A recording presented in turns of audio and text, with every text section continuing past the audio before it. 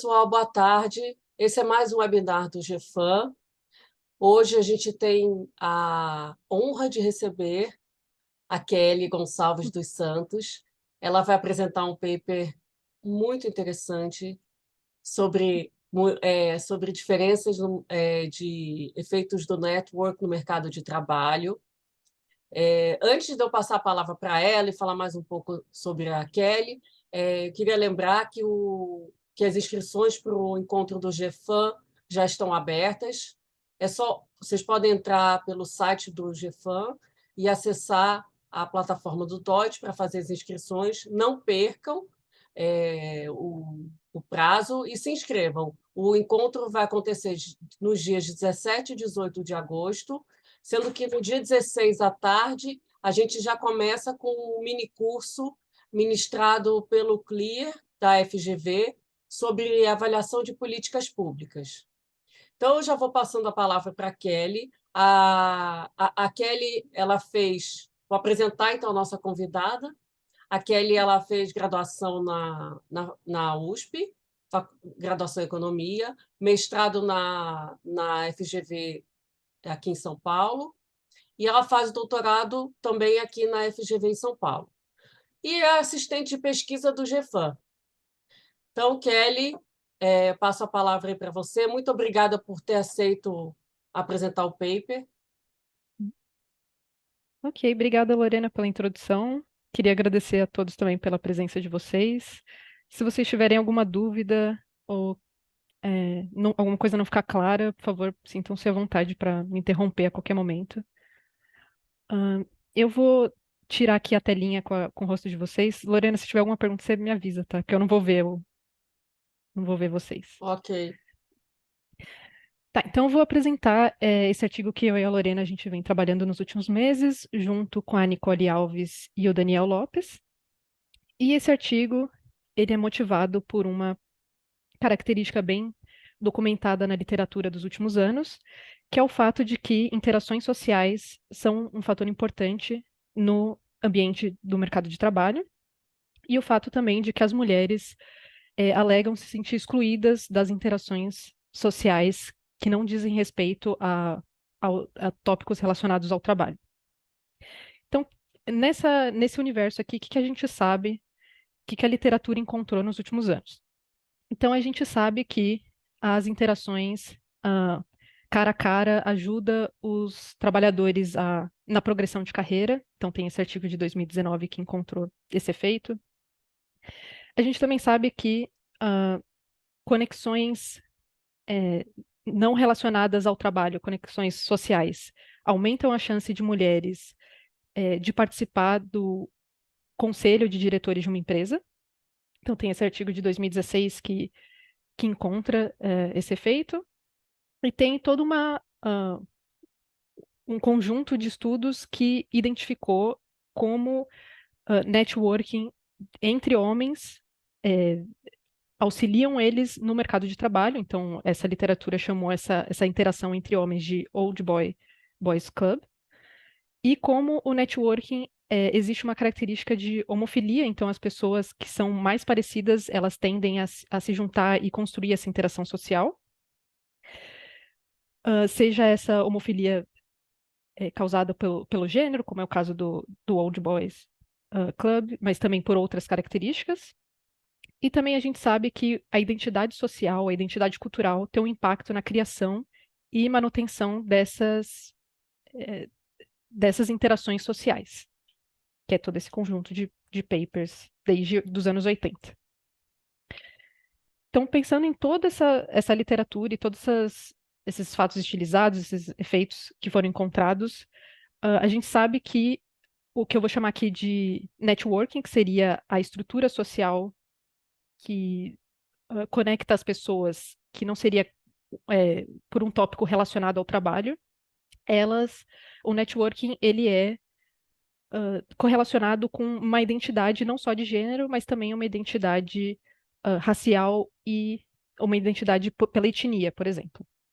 Então, nesse estudo, a gente vai examinar o papel da identidade da etnia e como isso afeta as relações sociais. focando principalmente nas diferenças de gênero no mercado de trabalho. Então, nossa pergunta principal é se as mulheres de ancestralidade judia se beneficiam de alguma forma de trabalhar com coworkers que também têm essa ancestralidade, ou seja, também são descendentes de judeus. Para fazer isso, a gente vai usar o sobrenome das pessoas judias, e eu vou explicar mais para frente como que a gente vai fazer essa identificação desses sobrenomes. E a gente vai tentar focar nos imigrantes vindos da mesma região da Europa, que seria a região da Polônia. E a gente usa essa persistência da cultura judaica, que é bem documentada na literatura também, como uma forma de conexão social não relacionada ao trabalho. E aqui a gente vai usar como termo ancestralidade o termo derivado da ancestralidade do sobrenome. Então, a pessoa ela pode se identificar, por exemplo, judia por outras características, por exemplo, a religião, ou por ascendência, mas aqui, ancestralidade, tudo que se refere aos resultados do artigo, a gente está se referindo à ancestralidade judaica proveniente do sobrenome. Tá? E o resultado principal que a gente encontra é que as mulheres que a gente identifica como judias, quando elas estão empregadas em firmas que têm ao menos outros 2 judeus, elas ganham menos do que os judeus homens. Vou explicar um pouquinho mais sobre a nossa metodologia, um pouco mais para frente, mas vou voltar um pouquinho, vou caracterizar um pouquinho mais o nosso setting e falar um pouco da imigração polonesa de maneira geral e da imigração judia. Então, entre 1870 e 1970, é estimado que cerca de 130 mil imigrantes poloneses chegaram no Brasil. E no século XX, a imigração polonesa ela foi caracterizada por 2 grandes ondas. A primeira, ela se deu entre o final da Primeira Guerra e o final da Segunda Guerra, e a segunda foi pós-Segunda Guerra. E essas 2 ondas, elas foram motivadas principalmente por uma demanda que existia, principalmente no estado de São Paulo, primeiro pela lavoura, por causa do café, e depois pelo crescimento industrial. E essa imigração polonesa, ela praticamente cessou pós anos 60. Então, essa onda, essas 2 ondas, elas foram características e tiveram como destino final, principalmente, o estado de São Paulo. Agora, olhando para os judeus especificamente, eles, a maioria, se a gente pegar o censo da época sobre imigrantes, a gente viu que os judeus, eles tinham como destino final principalmente centros urbanos. E aqui a gente tem alguns dados. E aqui, normalmente, quando a gente está usando esses dados descritivos, quando a gente está falando de judeus, a gente está falando sobre pessoas que se autodeclaram judeus pela religião. Então, não é exatamente o mesmo conceito que a gente tem no artigo de ancestralidade via sobrenome, mas é alguma coisa, a correlação seria alta entre essas 2 características. Então, entre 1920 e o começo da Segunda Guerra, é estimado que 50 mil judeus chegaram no Brasil. Nos anos 80, a gente teve o pico do número de indivíduos que se autodeclaravam judeus, 90 mil, seria ali nos anos 80, sendo que 8 mil deles disseram que haviam nascido na Polônia. E olhando principalmente para a cidade de São Paulo, a gente, lá nos anos 70, mais ou menos, a gente vê que 30% dos judeus vivendo na cidade de São Paulo afirmavam que eles tinham nascido na Polônia. Então, a caracterização aqui da imigração polonesa é que aconteceu principalmente entre os anos 20 e 60, e a maioria dos poloneses foi para o estado de São Paulo, e olhando para os judeus foram especificamente para a cidade de São Paulo. Agora, então, a gente vai falar um pouquinho sobre a comunidade judaica na cidade de São Paulo, que a gente vê que existe uma alta concentração espacial dos judeus, especificamente na cidade de São Paulo. Então, essa concentração espacial fortaleceu e também motivou a criação de uma comunidade judaica, e a caracterização disso se dá por meio de algumas instituições focadas para a comunidade judaica, por exemplo, o caso disso é a Hebraica de São Paulo, e também a gente tem outros exemplos de escolas para a comunidade judaica, hospitais e outras instituições que fazem com que essa comunidade tivesse uma alta conexão um senso de comunidade. E também a gente vê na literatura que os judeus eles têm um nível de socialização mais alto comparado com outros imigrantes da mesma região da Europa, por causa da tentativa dessa comunidade de manter e transmitir as tradições. E aí a gente tem essas duas referências. Então a gente usa basicamente o fato de pertencer à comunidade judaica como uma proxy para estar inserido nessa comunidade e essa identidade social. Então eu falei um pouquinho sobre essas instituições focadas para a comunidade judaica. A gente tem uma instituição específica que é o Lar dos Velhos, essa casa ainda existe hoje, que seria uma casa focada para idosos e para imigrantes judeus. Então, usando esses dados do Lar dos Velhos, que ele é localizado na cidade de São Paulo, a gente tem algumas informações sobre alguns imigrantes que moraram lá até a sua morte. Então, a gente vê algumas características desses imigrantes, por exemplo, o nome desses imigrantes, o lugar que eles nasceram. Para alguns imigrantes, a gente tem o nome dos filhos, a idade, o ano que eles chegaram no Brasil e por onde que eles chegaram no Brasil. Então, aqui, usando os dados que a gente tem do Lar dos Velhos, na esquerda a gente tem a densidade de imigrantes pelo ano de chegada desses imigrantes no Brasil. Então, a gente enxerga aquelas duas ondas que eu falei lá atrás. Então, a primeira onda é entre os anos 20 e os anos 40, e a segunda onda é entre os anos 40 e 60, e a partir dos anos 60, o número de imigrantes é bem pequena. E do Ô, lado de. Oi, posso fazer uma pergunta? claro. Qual que é o tamanho desse lar dos velhos? Como é que foi a coleta desses dados? Só para eu entender um pouquinho melhor. Tá, eu vou falar um pouquinho mais, mas tem mais ou menos 1.000 imigrantes na nossa amostra, mas olhando só para os imigrantes que nasceram na Polônia, a gente tem 358 imigrantes. E hoje em dia, hoje o Lar dos Velhos é muito maior e tem pessoas de todo tipo, mas a gente está pegando esses dados históricos olhando só para imigrantes. Posso, Entendi. posso fazer uma observação? Claro. É que assim, que a Kelly vai explicar mais para frente, que a gente utiliza os sobrenomes de poloneses de origem judaica e não judaica, né, que vieram para o Brasil, e a gente tem o nome, né, quando você vai olhar o sobrenome das pessoas polonesas com origem judaica e não judaica, a etimologia das palavras é diferente. E para montar a base de dados das pessoas polonesas com origem judaica, a gente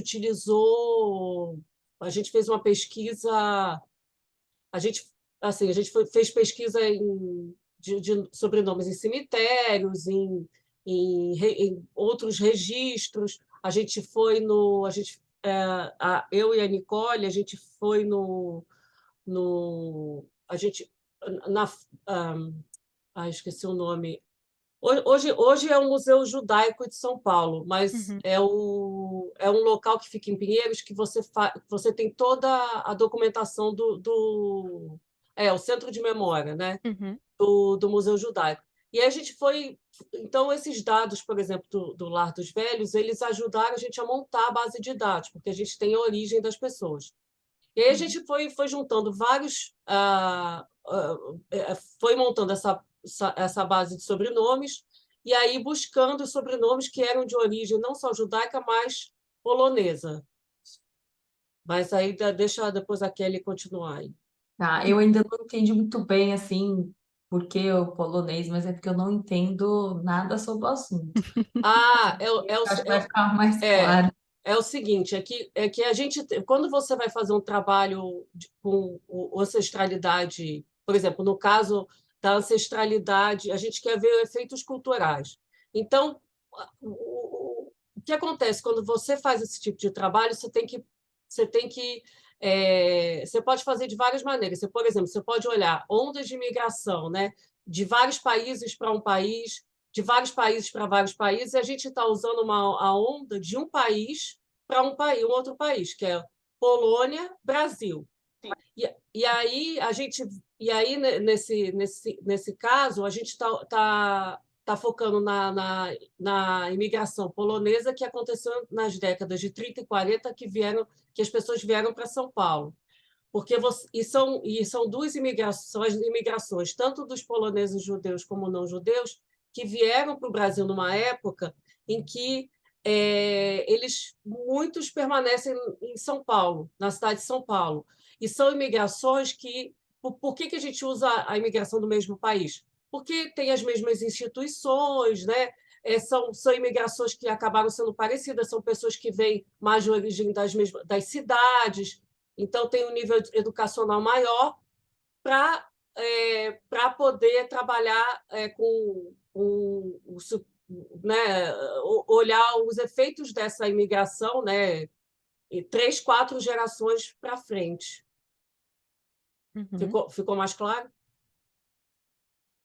Eu vou detalhar um pouquinho mais a estratégia empírica, talvez, acho que fique mais claro. Eu não quero também atrapalhar a onda. Eu sempre Aqui. atrapalho. Não quero, né? Eu vou explicar a estratégia empírica, aí se eu não conseguir tirar a tua dúvida, aí você pergunta de novo. Então, aqui só finalizando esse slide, então, do lado esquerdo a gente vê essas duas ondas no nossos dados, do lado direito a gente vê por onde esses imigrantes entraram no Brasil, a maioria deles vieram por Santos, Rio de Janeiro e São Paulo, então tem uma tendência, como esse Lar dos Velhos é localizado nessa cidade de São Paulo, a gente está pegando especificamente imigrantes judeus que vieram da Polônia e chegaram entre esses anos por essas regiões. Então, nossos dados sobre imigrantes que a gente vai caracterizar como um todo, imigrantes poloneses, e a gente vai categorizar dentre esses imigrantes poloneses os judeus e não judeus. Então, a nossa base de dados principal sobre judeus é essa base do Lar dos Velhos, onde a gente enxerga, então, o nome do imigrante, e a gente vai usar o último sobrenome como um identificador de ancestralidade judia. E esses dados foram coletados no Centro de Memória do Museu Judaico de São Paulo, que nem a Lorena estava comentando. E os dados sobre os não-judeus vêm desse artigo de 2017 do Monastério, que ele consegue vincular a ancestralidade via sobrenome de 5 grandes grupos de imigrantes no Brasil. Dentre eles existe esse grupo de imigrantes do leste europeu, em que o sobrenome ele é muito diferente dos outros grupos de imigrantes. Então, aqui a gente consegue caracterizar aquelas pessoas que são descendentes de imigrantes da mesma região da Europa e aí categorizar dentre eles os que são judeus e não judeus. E aí a gente vai olhar para os descendentes desses imigrantes, olhando para a base da RAIS. Então, essa base é o conjunto de informações do universo de contratos formais no Brasil. E a gente vai restringir essa base, então, para a cidade de São Paulo para capturar justamente essa concentração espacial e esse senso de comunidade na cidade de São Paulo. E a gente está restringindo os anos de 2009 para 2016 para capturar ali a segunda ou terceira geração desses descendentes de imigrantes. Então, sobre os sobrenomes judeus, então a gente identifica 358 nomes únicos, usando a base do Lar dos Velhos. E a gente vai usar aqui duas informações sobre os sobrenomes. Uma é que os sobrenomes do povo judeu, eles têm uma origem diferente do resto dos outros povos da região do leste europeu até o século XX, porque normalmente esses sobrenomes judeus eles têm como fonte eles têm 4 fontes principais que seriam nomes judeus de outro idioma, lugares de origem, ocupações ou algum tipo de apelido que a pessoa recebia. Então, eles, comparado com os sobrenomes das pessoas dessa mesma região no século XX, as pessoas conseguiam identificar os judeus só usando o sobrenome porque eles tinham uma formação bem específica. E também a gente vai usar o fato que é documentado na literatura que a gente consegue relacionar a etnia de uma pessoa usando o sobrenome dela. Aqui eu estou usando um paper, na verdade, que foi realizado nos Estados Unidos, mas eles olham para a comunidade polonesa nos Estados Unidos e eles veem que tem uma forte correlação entre o fato da pessoa ser descendente de polonês e ela usar o sobrenome polonês.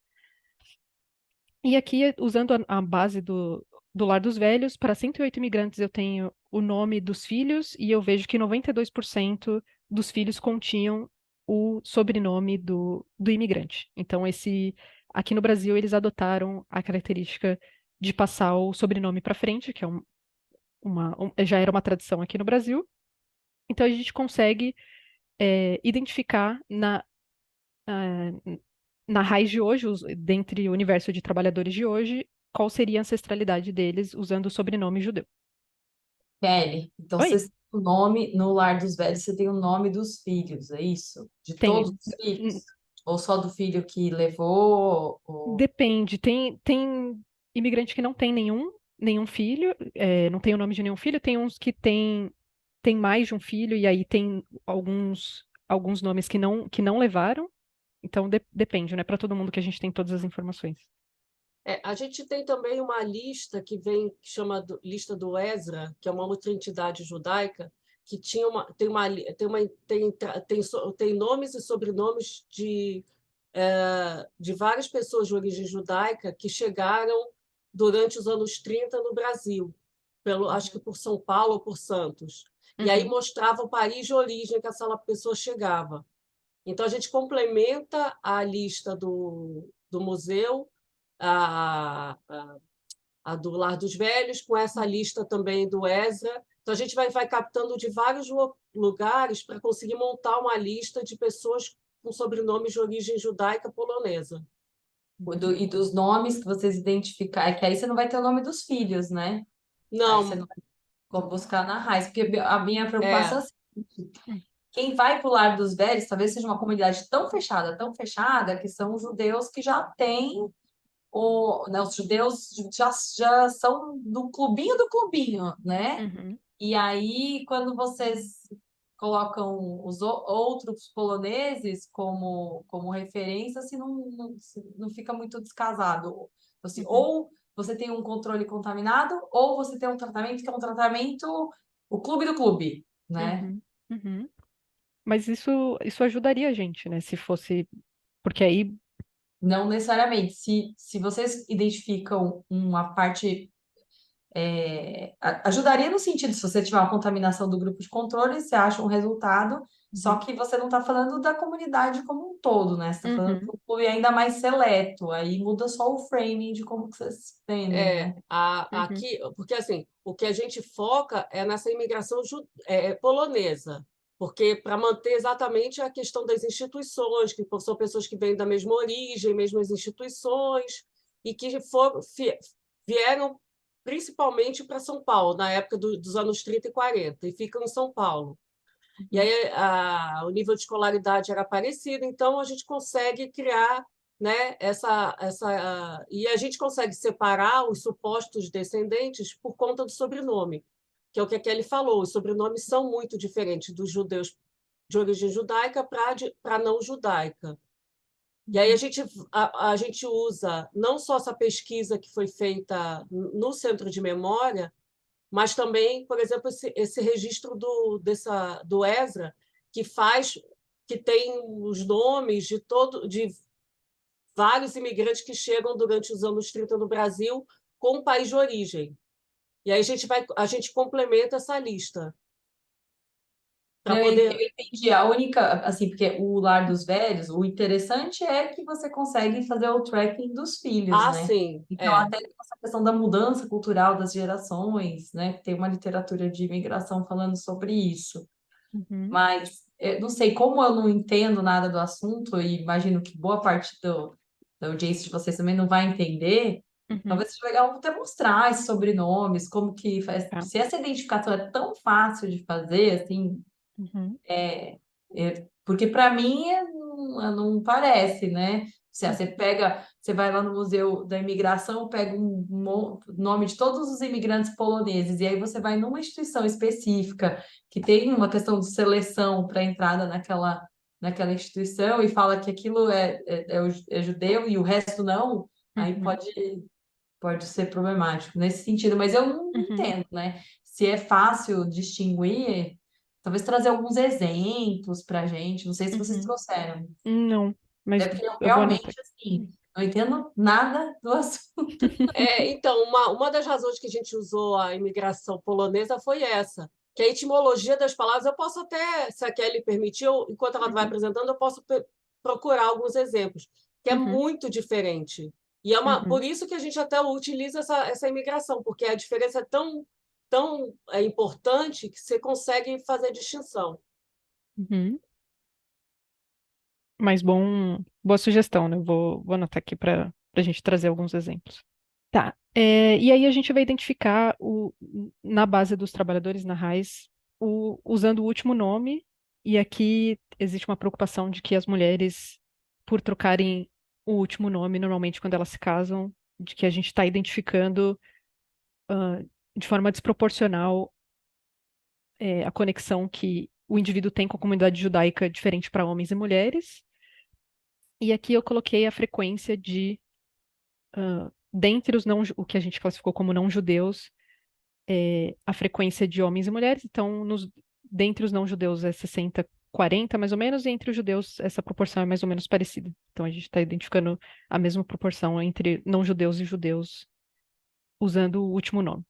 Aí aqui eu peguei algumas descritivas sobre os trabalhadores usando essa nossa classificação entre não-judeus e judeus. Então, a gente vê que existe uma diferença entre esses dois grupos. Os judeus, eles têm os salários mais altos, eles estão empregados com uma probabilidade maior, eles são mais velhos, mais experientes. Normalmente, eles estão empregados nas firmas públicas com uma probabilidade mais alta. Eles são mais educados e normalmente eles desempenham atividades com uma capacidade cognitiva maior ou menos trabalhos manuais e eles estão empregados, eles são managers com uma probabilidade mais alta. E aqui, caracterizando as firmas, então usando a nossa definição principal de networking judeu, que a gente está usando o fato de ter ao menos 2 judeus trabalhando naquela empresa. Então, nas empresas onde existe esse networking judeu, a gente vê também que os salários são mais altos, existem trabalhadores mais experientes, mais velhos, e tem mais, o número de poloneses empregados lá é bem mais alto, e tem um share maior de judeus também. Então também existe essa diferença entre as empresas que a gente está classificando como com networking judaico e sem networking. Ô, Kelly, Oi? aí se você pega só ter um judeu na mesma empresa, vocês podem estar em ocupações completamente diferentes, né? Sim. Uhum. Sim. Talvez valha a pena fazer uma coluna de tem judeu na mesma firma e, sei lá, tem judeu na mesma firma, na mesma ocupação, que aí Uhum. é uma coisa muito mais forte. Tá. Eu vou anotar isso, mas eu vou explicar um pouco a estratégia e aí talvez, acho que resolva um pouco isso, mas talvez a gente tenha que fazer outros testes de robustez, tá? Isso, sua ideia acho que é boa. Mas então a equação principal que a gente está estimando é essa aqui. Então a gente tem indicadores para judeu, networking, judeu e indicador de gênero, e a gente coloca as 3 dummies em nível e também as interações duplas, e o coeficiente que a gente está interessado é na interação tripla, que seria a interação entre a variável, a dummy de gênero, a dummy de ser ou não judeu e ter ou não ter o networking judeu. O nosso Y principal é o log dos ganhos por hora. E aqui então, a nossa definição principal de networking judeu é T ao menos 2. A gente faz alguns testes de robustez com outras definições. E aqui a gente controla por educação, idade, indicadora de primeiro emprego, indicadora da firma ser privada, experiência e o tamanho da firma. Aí nessa tentativa de tentar lidar um pouco com o sorting das pessoas para determinada firma ou para determinada ocupação, a gente constrói então um efeito fixo de firma. Então, quando a gente está construindo a variável de networking, a gente está usando o nível planta da firma. Então, a gente está usando, de fato, as pessoas estarem trabalhando na mesma localidade. E aqui a gente está colocando como efeito fixo a firma, mas não necessariamente a mesma localidade. Então, pode, não está no nível da planta. Então, a gente consegue controlar por esse efeito fixo da firma. E a gente coloca efeito fixo de tempo e de ocupação. E também, na última especificação, a gente faz a interação do efeito fixo de ocupação pelo efeito fixo da firma. Então, a gente tem alguns problemas de identificação que a gente tem que lidar. Então, tem essa seleção das firmas que a gente vê que as firmas onde tem networking judeu, elas são diferentes das firmas que não têm. Então, pode ser que de forma diferente entre gêneros, os judeus, as mulheres judias estejam se selecionando para firmas mais ou menos produtivas. Então, a gente estaria medindo o efeito de ser produtiva a firma e não o efeito de networking. Então, para lidar com isso, a gente controla por características das firmas e por esse efeito fixo da firma, que a gente vai usar vai usar o identificador da firma, que é o CNPJ, os 8 primeiros dígitos da firma. Então, a gente tem 5.548 firmas e 6.959 plantas. Então, o efeito fixo que a gente está fazendo é da firma e o networking está sendo feito no nível da planta da firma. E para lidar com o efeito de seleção nas ocupações, então pode ser que as mulheres estejam se selecionando nas ocupações que ganham mais ou menos, e aí a gente estaria comparando homens e mulheres, a gente estaria vendo o efeito de ocupações e não o efeito do networking, então a gente controla por ocupação, por efeito fixo de ocupação, e também as mulheres podem estar se selecionando nas ocupações nas firmas em que o salário é mais alto ou mais baixo. Então a gente também, por isso que a gente controla pela interação do efeito fixo da ocupação com o efeito fixo da firma. E aqui nas ocupações a gente tem 394 categorias de ocupação e a gente usa a SBO para classificar essas ocupações. E como a nossa definição de networking é arbitrária, a gente usa também, então na especificação principal é ter ao menos 2 outros judeus trabalhando lá, mas a gente também usa números de judeus e quantidade de pares judeus. Ô, Kelly, se você Oi? puder botar um slide só, rapidinho, Aham, claro. porque você também tem uma seleção, vocês estão considerando né, os poloneses não judeus, mas existe uma seleção, vocês mostram essas características que eles são Uhum, muito diferentes, assim, tem a sim. raiz cultural, né, a instituição dos países, mas eles são muito diferentes, Uhum, né? uhum. É, Sim, por isso que a gente controla pelas dummies a dummy de ser judeu e também pela interação de dummy de ser judeu, female. mas a dame de ser judeu é o problema de seleção, a seleção ser judeu ou não na classificação de vocês, né? Porque o não judeu é o polonês que tem um Uhum, sobrenome diferente. uhum, São muito diferentes quando você olha ali nas características. Então, tem efeitos fixos importantes também, provavelmente. Eles são diferentes em coisas que vocês não estão observando na raiz, né? uhum, Por que eu tô falando isso? Porque talvez, não sei se em alguma robustez, vocês vão ter que pensar numa variável instrumental também, sei lá, uma uhum, distância. É que vocês estão usando só a capital, né? uhum, sim. É que vocês usam algumas características, alguns X's aqui, Uhum, né? Que controlam por essa seleção nessas características. isso. Pela ocupação e É, pela firma. mas será que você tem judeus e poloneses, não judeus comparáveis até nessas características, assim, né? Será que você tem, quando você controla em X, Uhum, você condicional aquele X, você tem que ter tratados e controles, né? E uhum, chama atenção aquela tabela das diferenças de média, né? uhum, sim. Diferente. Os judeus são muito mais escolarizados, tem Uhum, tipo de trabalho. Então, quando você controla por X, quando você controla por ocupação, será que você tem comparação ali, uhum, né? Só uma pergunta que eu tô fazendo assim, para sim. vocês pensarem, tá? Uhum, uhum, sim, com certeza. Tá, eu sabia que isso ia dar um pouco de problema, então eu trouxe qual seria a hipótese de identificação para a gente. Então, o beta 7, que seria o beta da interação tripla, que é o coeficiente que a gente está interessado, ele é dado por essas diferenças aqui. Então, olhando para as duas primeiras linhas, a gente vê que a gente está olhando só entre os judeus, o gender gap, se tiver empregado na firma com networking, sem networking, e a gente está controlando também pela essa mesma diferença, olhando para os não-judeus. Então, usando esse paper de 2022 que abre de forma de forma formal essa hipótese de identificação pela hipótese de tendências paralelas, a gente teria que ter que essa igualdade seria válida. Então, aqui o Y0 é o valor esperado do salário para o trabalhador, caso ele não tivesse empregado na firma com o networking judeu, e o que está em vermelho ali a gente não observa.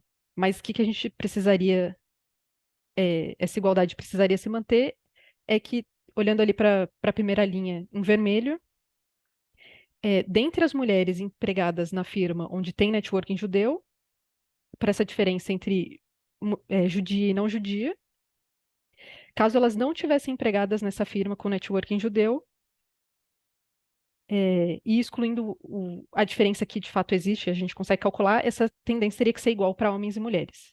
Então, a parte de cima, antes da igualdade, seria para as mulheres, a parte da direita seria para os homens. Então, o que importa aqui para a gente é que essa, poderia ter essa seleção dentre os grupos judeu e não judeu, mas desde que esse sorting seria feito para mulher e para homem de forma igual. Então, a única coisa que diferenciaria um grupo do outro seria o networking judeu, entre homem e mulher. Aí, para convencer Uhum, disso, vocês têm uhum, que falar muito também do grupo não judeu. Como é que tá. são os poloneses? Porque o que eu conheço, né, da comunidade Uhum, judaica é que é uma comunidade também, né, tem que privilegiar, você até falou isso, né, uhum, privilegiar os homens. Então, como é que são os não judeus? Porque uhum, se existe também diferença de gênero nos não judeus, ainda, né, ainda pode ser um problema isso, né? uhum, uhum. Entendeu meu ponto? Entendi. Pode ter alguma coisa que está causando diferença de gênero que não é o networking judeu, mas É, relacionado com a cultura. será que eu vou privilegiar a minha network, eu vou privilegiar um homem judeu do que uma mulher Uhum, judia, entendeu? uhum, uhum, Conta dos meus cultural beliefs, né? uhum, uhum, Quando a gente fala em questões culturais, elas são religião, gênero, juntas, né? uhum, Em uhum. geral. Sim, sim, sim. Não, com certeza. Isso é um. Assim, eu vou tentar mostrar alguns mecanismos para tentar defender, mas sim, isso é uma coisa que entendi, mas talvez Trazer, mas boa mostrar explicação. Vocês vão ter que trazer um bom background dos não-judeus. de como é Uhum, que funcionava a Polônia, porque talvez não seja esse melhor sim. grupo de controle, entendeu? Uhum, Que olhar uhum, na sociedade brasileira como um todo, tem um perfil aí de normas de gênero parecida com as normas uhum, de gênero dos judeus. Então, uhum, porque como eles são muito diferentes, uhum, e a religião afeta outras questões, né, de gênero, outras questões culturais, é importante vocês convencerem disso, assim, uhum, uhum. a audiência. Sim. Não, entendi seu ponto. Uhum, concordo. Ok. Tá, além do problema de sorting, a gente também tem algum problema na medida, a gente pode classificar como judeu ou polonês descendentes que não são de verdade. Isso, por exemplo, pode acontecer com imigrantes de outras regiões da Europa. E não é um grande problema, desde que a gente estaria captando como controle uma comunidade com as mesmas instituições parecidas com a, os descendentes de judeus poloneses. Mas para lidar um pouco com isso, a gente exclui os sobrenomes mais populares, já que essas outras comunidades, como teve uma onda maior de imigração para o Brasil, a gente detectaria mais pessoas com esse sobrenome. Então, a gente faz um teste de robustez excluindo os nomes mais populares. E isso também seria problemático se a gente identificasse de maneira diferente homens e mulheres. Se a gente cometesse esse erro de forma diferente para homens e mulheres, e isso poderia acontecer justamente porque as mulheres estão mudando mais o último nome depois que elas se casam, então a gente poderia estar medindo mais a relação das mulheres com a comunidade judaica via casamento e para os homens mais via ascendência.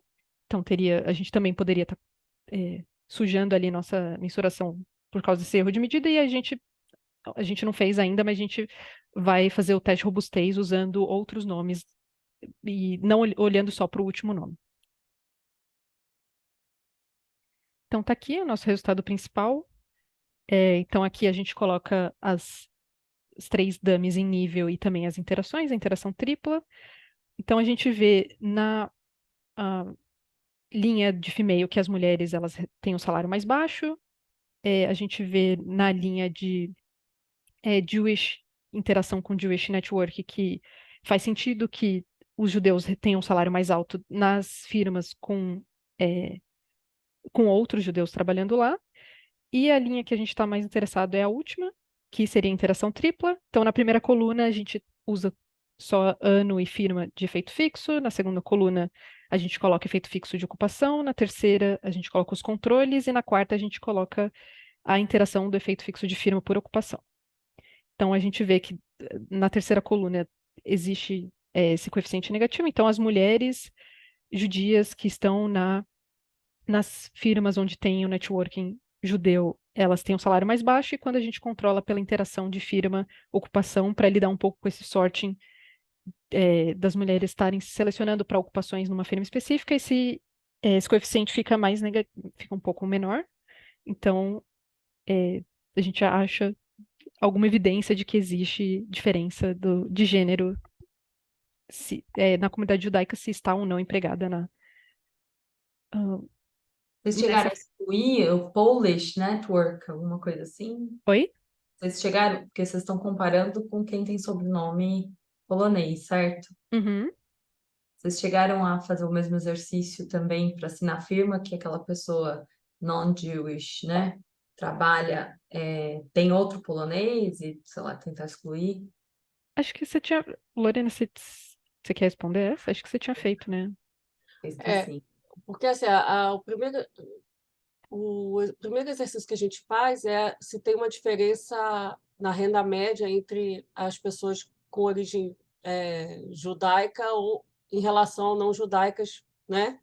E aí a gente acha uma diferença. E aí a gente consegue explicar comparando esse efeito de network, que é essa variável que a gente cria. Agora, você está perguntando se a gente fez olhando também para a network polonesa não judaica, é isso? Não, se excluiu eles da amostra só para não ter algum tipo de contaminação, né? Nenhum dos grupos de controle, na verdade é um só, um dos grupos de controle, né? Não, aqui tá todo mundo. Mas aí o seu ponto é Talvez que. seja uma robustez só. Aham. É, Talvez isso vai a favor de vocês, né? Uhum. Tá. é, pode fazer para Pode ver. deixar o efeito mais forte, Tá, se então. não perder muita observação, né? Uhum. Tá, só para eu entender. Então, o seu ponto é que a gente poderia fazer o networking não judeu e aí fazer a mesma. Não, não. É tirar Uhum. as pessoas, os não-judeus, Uhum. trabalham em firmas em que tem não-judeus também. Tá. E na mesma lógica de argumentação, você poderia dizer que eles também estão ali Uhum. por um networking, né? E quando você está Uhum. comparando com eles, você não está captando isso. Então, Uhum. sim, isso vai a favor do resultado de vocês. Uhum. Tá. E talvez o grupo de comparação de vocês aqui também tenha um network que está sendo. Uhum. O que a É gente viu, tirar as observações, né? Não é Uhum. fazer uma é, robustez tirando. o que a gente tinha feito antes é que não tinha efeito. Quando a gente olha para o network dos judeus, dos descendentes poloneses não judeus, a gente não acha efeito de network. Tudo bem, então você não É, acha, não vai impactar muitos resultados, mas sim, pode mas eu ser acho que fácil, né? exatamente. Você tira essas Uhum. observações. Uhum. Ok. Um bom ponto. Tá, então a gente vai tentar olhar para algumas outras características para tentar vender a nossa história de que o efeito que a gente está encontrando é de fato o efeito de networking. Então, primeiro, a gente vai classificar as ocupações usando o nível de interação social que é necessário para aquela ocupação. Aí a gente usa esse trabalho do Reis, que classifica as ocupações de acordo com algumas tarefas, e a gente vai usar duas definições de ocupações com alta interação social. A primeira, a gente usa aquelas categorias 4 e 6, de negociação e venda, e na outra definição a gente inclui também aquela categoria 7. E a gente imagina que nas ocupações onde tem mais interação social, o network seria mais necessário, então a gente enxergaria a diferença, o gender gap maior dentre essas ocupações e menor nas ocupações em que não é necessária tanta interação social. Então aqui a gente tem o resultado, e aí de novo a gente está olhando para a linha em que tem a interação tripla, e aí as colunas 1 e 2 eu estou fazendo, incluindo os controles e todos os efeitos fixos na coluna 2, na coluna 4 também. Na coluna 1 e 2, a gente tem, então, as ocupações com baixa interação social, então a gente não encontra efeito, é próximo de zero. E nas colunas 3 e 4, em que a gente está nas ocupações que tem alta interação social, a gente acha um efeito negativo. E também a gente imagina que o network é mais necessário para os trabalhadores inexperientes ou os trabalhadores que estão no primeiro emprego, já que não existe informação sobre os trabalhadores, então essa falta de informação sobre eles faria com que o network fosse mais necessário na contratação e no efeito no mercado de trabalho desses trabalhadores. Então a gente também interage aquelas dummies pela dummy de primeiro emprego. Então, aqui se é o primeiro emprego, e a gente vê que na última na linha ali que tem first job, a gente acha um efeito ainda maior, então existe a diferença de gênero ainda maior para o primeiro emprego. E aqui para os trabalhadores com menos de 25 anos, também a gente acha um efeito maior para os trabalhadores mais jovens. E aqui a gente tem outros mecanismos, então a gente vê lá que nas descritivas das empresas, as empresas onde tem networking, que não tem network, elas são diferentes, principalmente as que têm network, elas são com uma qualidade mais alta em empresas públicas, onde a contratação é diferente, comparado com as empresas privadas, então a gente restringiu a amostra só para as empresas privadas, onde esse network seria mais importante, a gente vê que o efeito se mantém. Na base da Rise, a gente também tem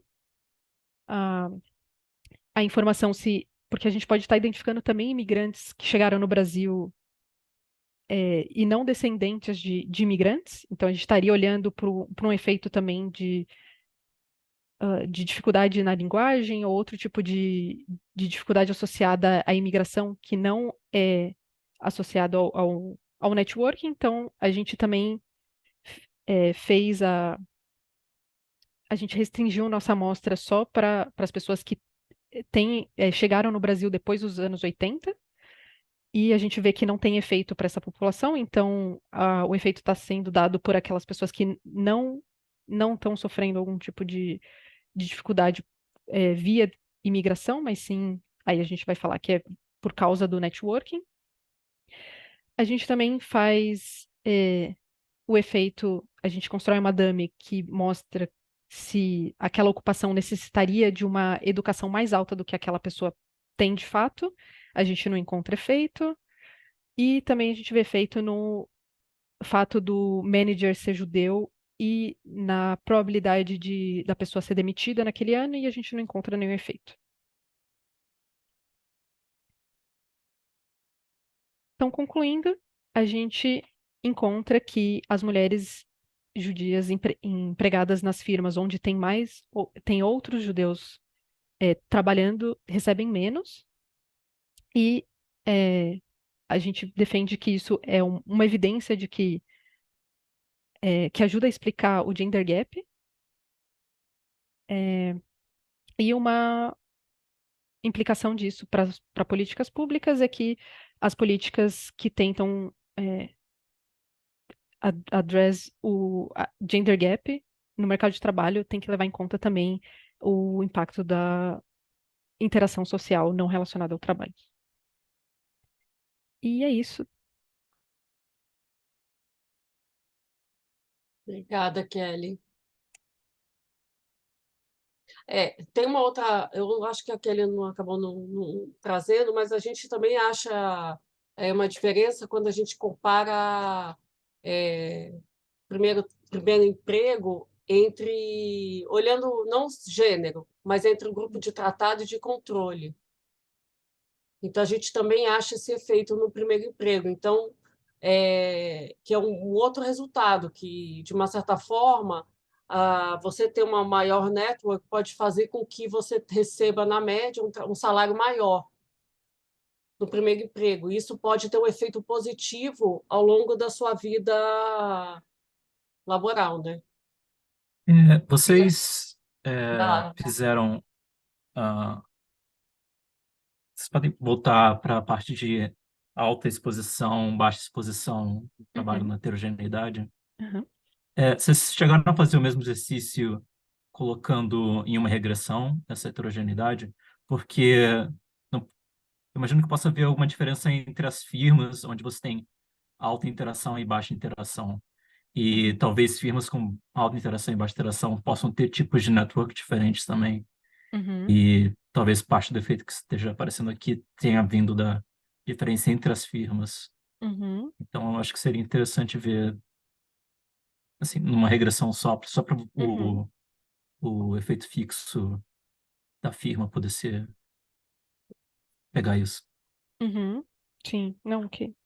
Faz sentido. Ok. Fazer interação, né? Em vez de restringir. Isso. A gente não chegou a fazer, mas obrigada pela sugestão. Eu posso mostrar rapidamente os sobrenomes. A Paula acabou Quer? saindo, depois eu mostro para ela. Mas Uhum. eu vou mostrar rapidamente. Não está bonitinho porque tava no Dropbox. Mas olha, aqui seriam, por exemplo, alguns sobrenomes de origem judaica. Então tem Weissman, Weimann, Vax, Warman, Valnick, Wartschewer, Watzberg, Uhum. Wassermann, Weimann, Weissmann. Aí eu vou agora colocar os de. Cadê? Os de origem. Deixa eu procurar aqui, peraí, agora que eu tinha. Se estava que eu abri no. Não sei se eu abri no Stata, peraí. Só um minuto, peraí. Uhum. Deixa eu só ver onde que eu coloquei. Ah, tá aqui. E agora dos poloneses. Aqui. Voivoda, Wocki, Wozniak, Woliski, Wabazewski, Waszoli, Valas, Waleszewski. Então, assim, a terminologia é bem diferente Uhum. entre um grupo e outro. Sim, acho que na motivação só precisa, acho que colocar melhor esse. Sim. Acho que Mas seria legal também ter um pouco tipo, mais de explicação sobre ah, as diferenças de normas culturais entre os dois grupos, para sim, tornar mais explícito o mecanismo pelo qual o network estaria afetando uhum. o gap. Eu acho que tem duas coisas diferentes, né, que a gente observa no trabalho. Um é quando você compara o grupo de tratado com controle. E aí a gente, que é os poloneses, supostos descendentes, né, de origem judaica polonesa e não judaica polonês, né? E aí quando a gente faz uma regressão simples, a gente vê que na média os de origem judaica ganham mais do que os de origem não judaica. E aí a gente foi buscar por que a gente encontrava essa diferença. E a gente criou essa variável de network, que parece que explicava essa diferença. Assim, talvez o que falte talvez no trabalho é explicar mais como que funciona a parte não judaica, porque a judaica a gente tem mais documentação, né? A questão de transmissão cultural, né? E aí você tem uma comunidade mais forte. Então, acaba tendo essa interação social também mais forte. Então, acho que isso é um ponto importante, né? Tentar buscar um pouco mais de informação sobre como seria, por exemplo, o social network, né, das pessoas de origem polonesa não judaica. Aí, olhando depois para a questão de gênero, né, diferença de gênero que a gente encontra, né, entre esses descendentes de judeus e não judeus, entre os judeus, né, que você vê que, na média, as mulheres ganham menos, ou seja, o network ele é positivo. Né? De alguma forma, os judeus ganham mais na média que os não judeus. E aí, quando você vai olhar para o efeito desse network, ele é positivo para os homens. As mulheres, na média, ganham menos. Então, culturalmente, você até consegue explicar né, que a comunidade judaica, quer dizer, não você tem um laço que é muito forte entre os homens. Então, você pode justificar por esse lado. Então, você tem, os meninos vão mais para a sinagoga, porque vão fazer bar mitzvah, então você consegue explicar por que você pode ter esse network mais forte, que acaba beneficiando mais os homens. Sim, sim. O ponto do Gabriel. Era algo nessa linha assim, que eu queria ver um pouco mais sendo descrito para entender melhor já na introdução essa questão. Não, isso você. E agora ficou mais claro. Isso tem uma. Existe uma interação maior mesmo entre os homens. Talvez daqui uma geração, duas, talvez isso diminua, mas talvez até o momento, assim, uma coisa que existe mesmo. Então, é um resultado que, assim, eu pelo menos eu já esperava. Sim. É que o ponto do Gabriel e da Paula, que eu concordo, é que não necessariamente é networking que o nosso resultado está sendo. Porque a gente está falando, é networking, porque a gente achou a diferença. Só que pode ser uma norma social que define também os grupos e também vai impactar a diferença de gênero. Então, ou aí foi o que a Paula falou, a gente faz algum IV para tentar, assim, modelar a norma social. Ou a gente dá um background e mostra que as normas sociais são muito parecidas entre esses dois grupos, porque eles vieram da mesma região da Europa, e a única coisa que diferencia uma coisa da outra é o fato de ter a comunidade judaica. Mas é difícil defender isso, que não tem nada que diferencia gênero de uma comunidade para outra, seja judeu ou não judeu, que não seja o networking. É isso que a gente está afirmando, certo? Para defender que o que a gente está estimando é o efeito causal do networking. Então, ou a gente vai para esse lado de que a gente mostra que realmente não existe essa diferença de norma de gênero entre esses dois grupos, ou a gente faz algum IV para tentar isolar o efeito da norma. Acho que esse é o ponto da Paula e do Gabriel. E eu concordo. Entendi. Pode pensar. A gente Mas pode de qualquer pensar. forma, gente, obrigada pelas sugestões. Alguém tem mais algum comentário? Eu vou só chutar aqui alguma coisa, se vocês Diga. quiserem, tipo, tentar Sim, usar claro. algum IV. Uhum. Mas acho que durante o governo Getúlio Vargas tiveram regra para tentar coibir socialização de grupos fora, tipo, da língua portuguesa ou da identidade brasileira como um todo. Então, talvez separando o pessoal da primeira onda, que pode ter sido afetado por essa política, do pessoal da segunda onda, que após essa política, Uhum. e tentar pegar a diferença do sobrenome. Caramba, Talvez legal. apareça alguma coisa aí. Uhum. Nossa, legal. Não Só sei, tem que mas ver pode tentar. se, Eu não sei se se a os gente sobrenomes são consegue. diferentes. É, Porque tem que ver se os sobrenomes são bem diferentes da primeira para a segunda onda. porque na verdade Provavelmente não. então, Provavelmente não. eu acho que também, assim, as pessoas que permanecem em São Paulo, elas vieram dessa onda aí de 30 e 40, Uhum. os anos 30 e 40. Então, Uhum. assim, pega o Getúlio Vargas. Sim. Então, Mas é a interessante. onda. Não sabia dessa política, eu vou dar uma pesquisada depois. Não sei, só tentativa, porque eu acho que Uhum. vai ser difícil achar alguma coisa. Sim. Não, a Ivy. Enfim, adorei a apresentação, de qualquer forma. Muito obrigada. Parabéns, Muito parabéns. obrigada. Obrigada, gente.